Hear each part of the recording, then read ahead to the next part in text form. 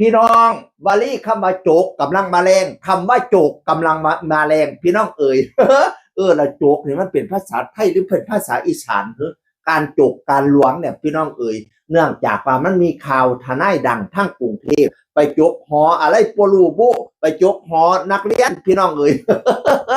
นักเรียน18 ปี19 ปีบ่ปะเนี่ยพี่น้องทั้งพอก็ได้มาเรียกร้องเป็นค่าโจกหอ10 ล้านบาท10 ล้านบาทป้า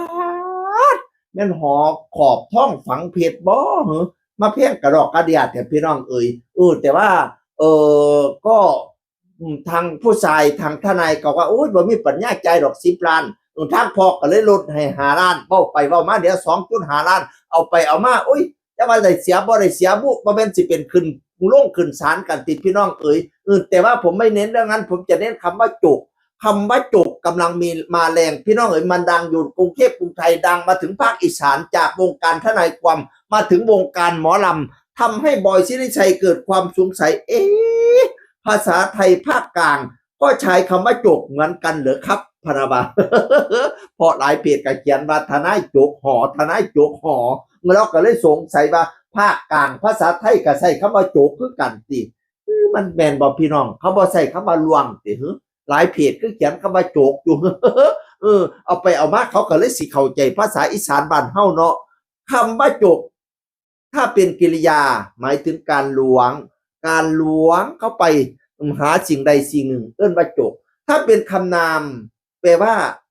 จอกบักโจกนะบักโจกนะโจก ถ้าเป็นกริยาหมายถึงหลวง แต่ก็บ่อยก็สงสัยว่าภาคกลางมันใช่เหมือนภาคอีสานบ้านเราอยู่เหรอคำว่าโจกเด็ดพนะว่าแอนอรดีก็เคยถือโจกนี่แอนอรดีบ้านนะบอยสิริชัยนั่นแหละเป็นผู้โจกอ่ะบอยสิริชัยโจกแอนอรดีเสีย4 ล้านไม่งั้นเต็นโอเคตั้งแต่200แรกแล้วค่ะขบวนสุดท้ายว่าสันบ้านนั้น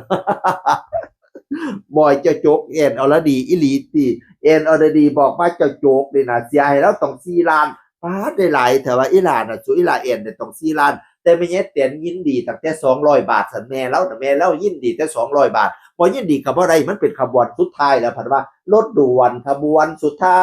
ยคนแย่ปานใดก็ได้แย่ขึ้นคนอังปานใดก็แย่ขึ้น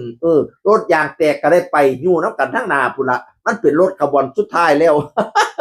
มีลูกหัวล่อพร้อมแอนอรดีพี่น้องเอ๋ย คำว่าจกมันก็เลยเป็นวลีเด็ดลามจากภาคกลางมาถึงภาคอีสานลามจากวงการทนายความมาถึงวงการหมอลำบอยศิริชัยก็เอาขึ้นมาเว้าแอนอรดีก็เอาขึ้นมาเว้าพี่น้องเอ๋ยโจกเจ้าเคยโจกบ่โจกผู้ใดเบิ่งดีๆเด้ออย่ามันเสียหอด10 ล้านบ่มีปัญญาจ่ายดิ จะโจกไปตะพื้นเข้าใจบ่ตามนั้นเสียงคือคนเก่าเว้าสู่ฟังสวัสดีครับสวัสดีครับ